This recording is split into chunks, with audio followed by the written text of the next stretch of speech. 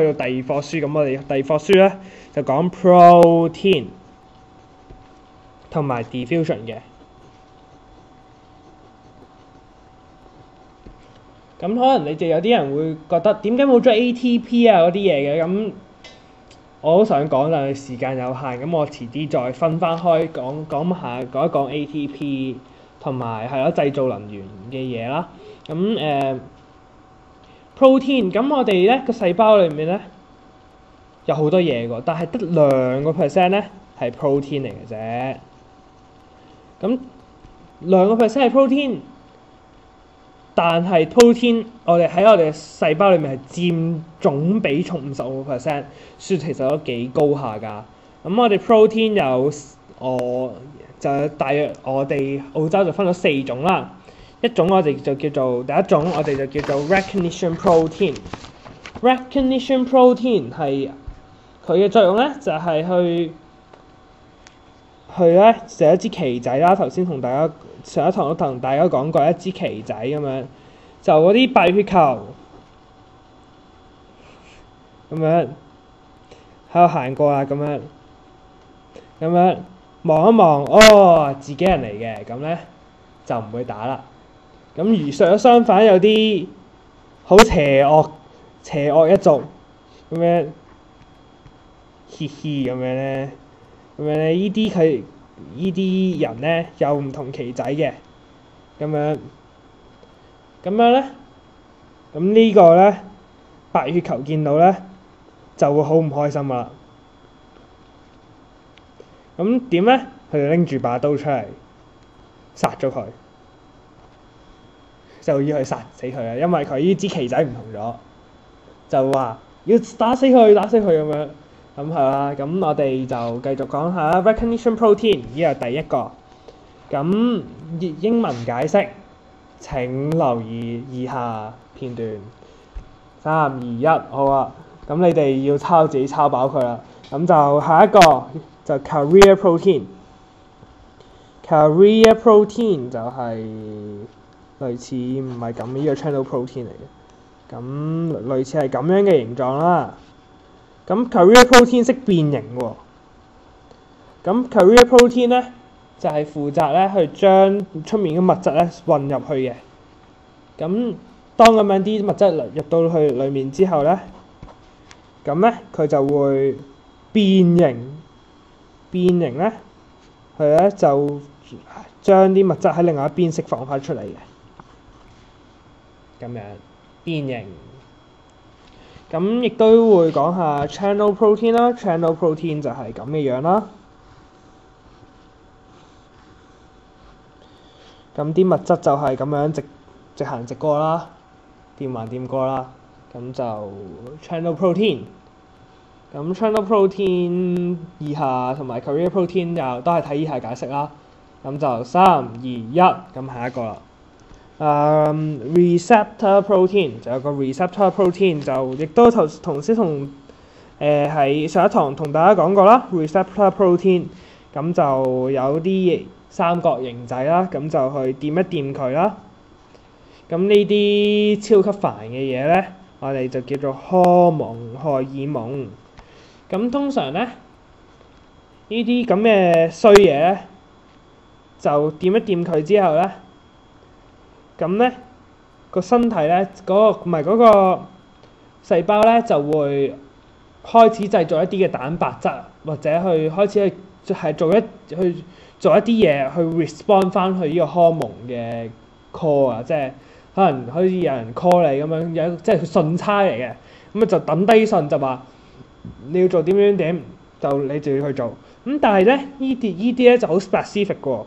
咁即係點解叫 specific 咧？就係好特別嘅。咁佢每一種嘅 channel， 佢每一種嘅 recognition protein 唔係 receptor protein 咧，只係會去回應一種嘅荷爾蒙。咁即係每一個信差咧都要寄佢嗰封不同嘅信咧，就要抌落去唔同嘅，即係抌啱位啦。咁唔係咧，咁你依個冇理由佢依個 receptor protein 係咁嘅正方形嘅，咁佢整唔到入去噶嘛。咁就要一個正方形嘅荷爾蒙去整落去啦嘅，去掂一掂佢，咁就只等個細胞識得去回應啦。咁我就繼續同大家講下 diffusion 嘅嘢啦。diffusion 睇下先，依張紙冇用啦，喺我後面啦。咁 diffusion 係咩嚟嘅咧？sorry，diffusion。咁我 diffusion 咧，我都係用圖畫㗎啦。咁可能當一啲空氣咧係一個杯裡面嘅空氣啦，咁啲空氣如果本身喺細度嘅，好擠迫嘅，咁樣，咁我會韞住佢㗎嘛，咁佢就會開始四散啦，係咪？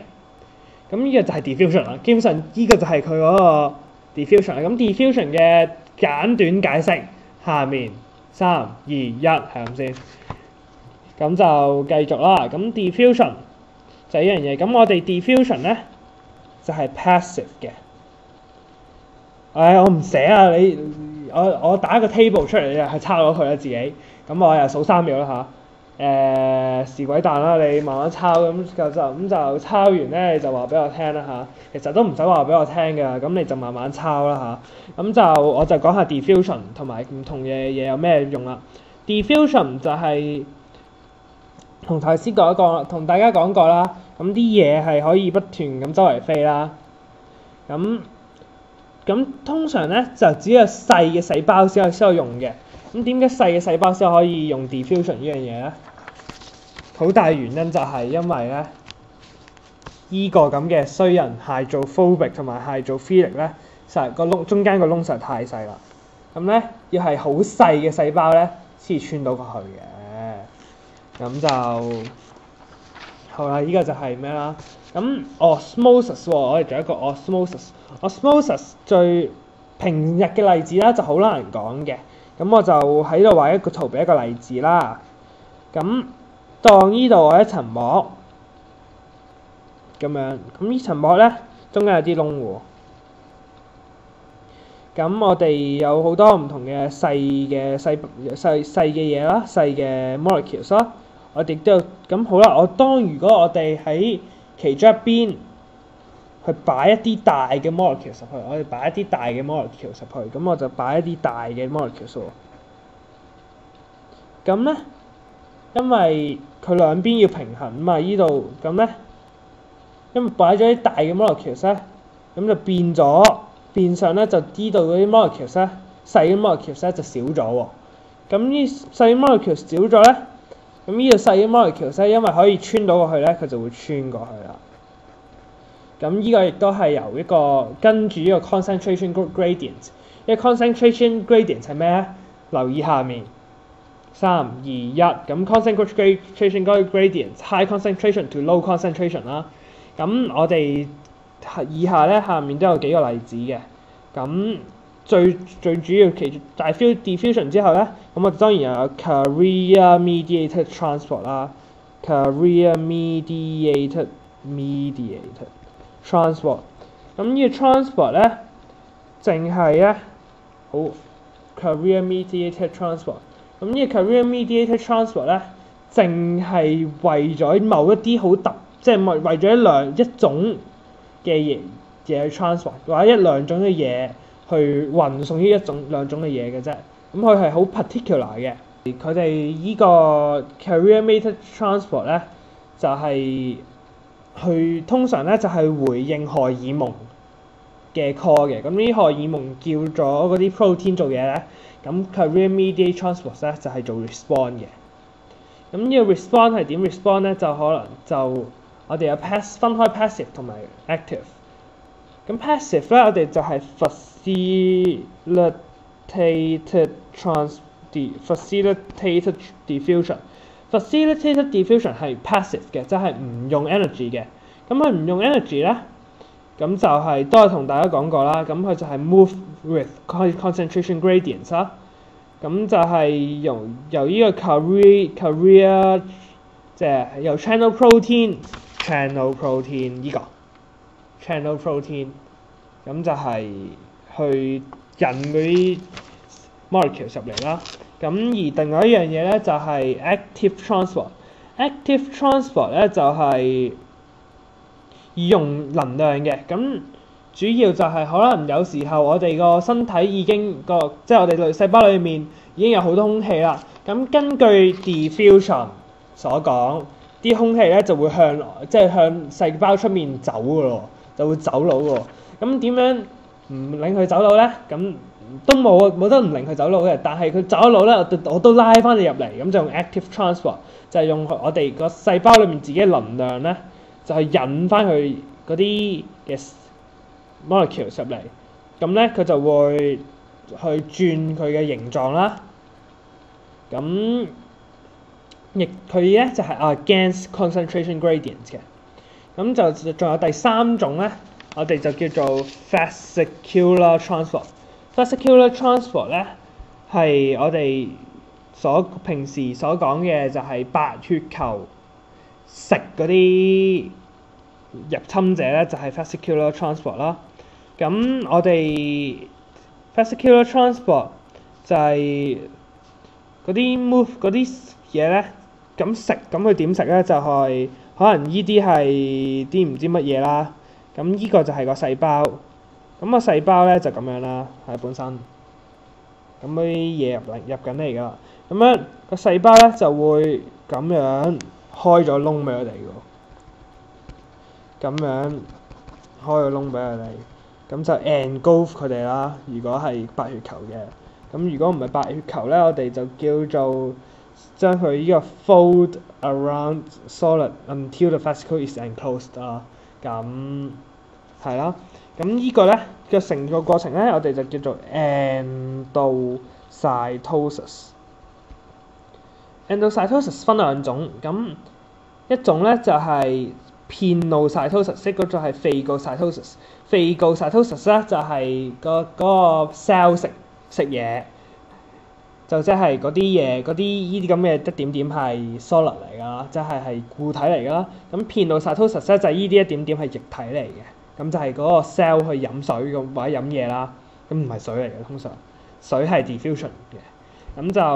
咁好啦，依啲嘢當可能喺個 cell 裏面處理好之後咧，咁咧個 cell 就會將佢 release 翻出嚟喎，release 翻出嚟咁樣，將佢噴翻出嚟，嘔翻出嚟，或者難聽啲就係屙翻出嚟啦嚇。咁而屙翻出嚟呢樣嘢咧，我哋就叫 exocytosis。exocytosis 咁樣係啦，同exocytosis 咁基本上咧，我已經同大家講咗一大堆係關於 transport 嘅嘢㗎啦，即係嗰啲細胞點樣，即係嗰啲 molecules 點樣去由細胞出面運去細胞入面，由細胞入面運去細胞出面。咁第一重複一次啦，第一係靠 diffusion 啦。diffusion 就係靠 concentration gradients 啦，由細嘅 gradient 去大 gradient 去高 gradient 去即係高 high concentration 去 low concentration 啦。咁第二就有 cell carrier mediated transport 啦。咁 carrier mediated transport 咧就靠依啲咁嘅嘢啦嚇。咁有時咧就會用 energy， 有時就唔使用 energy 嘅。active transport active transport 係用係用 energy 係用能量嘅，呢個係唔使用能量嘅。咁呢個就叫做 facilitated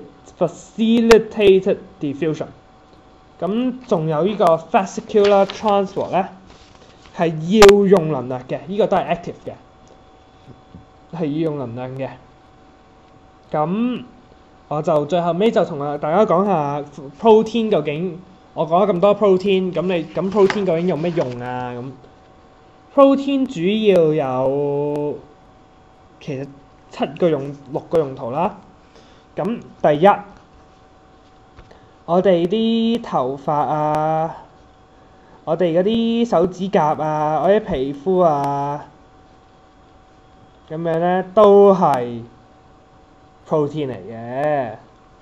咁第二就係當頭先都講咗啦 ，transport 嗰啲細胞出去入去都係靠 protein 嘅。第三 communication 嗰啲荷爾蒙去同細胞溝通係要靠 protein 嘅。第四 cell metabolism 就係 enzyme 啦。咁 enzyme 我遲啲再同大家講 enzyme 係咩嚟㗎啦。咁 enzyme 主要係幫助我哋消化啦，消化系統我哋幫助我哋消化嘅其中一樣嘢啦。咁第五 recognition 咧就係 recognition 咧就係我哋有旗仔啦，一個 cell 上面有旗仔啦，呢個就係 recognition 啦。咁 movements 第六 movements 就係我哋啲細胞咧會有唔同形狀咧，都係靠或者唔係其實最簡單嚟講咧，就係我哋嘅肌肉，即係你見到啲人好大肌肉咧，嘻嘻嘻咁樣咧，咁好大肌肉咧，咁我哋就算屈一屈隻手咧 movements 咧，依啲都係靠 protein 咁樣。咁而個依隻 protein 咧就係叫 actin 同埋 myelin 啦。咁依個會遲啲再同大家講啦。咁我就唔好咁長氣啦。咁依兩堂咧就會咁已經差唔多包括晒好多嘅 cell 裡面嘅嘢。咁而依個係 Year 12澳洲嘅課程。咁有好多 ATP 啊嗰啲嘢咧係 Year 11嘅。咁我就唔會再，可能會遲啲我完咗會考之後會再同大家講翻啦。但係因為依家係會考考試，咁我就會係我嚟温書嘅。咁可能我就會遲啲就會再錄翻段 P 咩係 aerobic 咩嘅 anaerobic 咁樣。咁呢啲嘅嘢我可能會遲啲再補翻嘅。咁而家係咁講住咁多先啦，係咁咯，拜拜。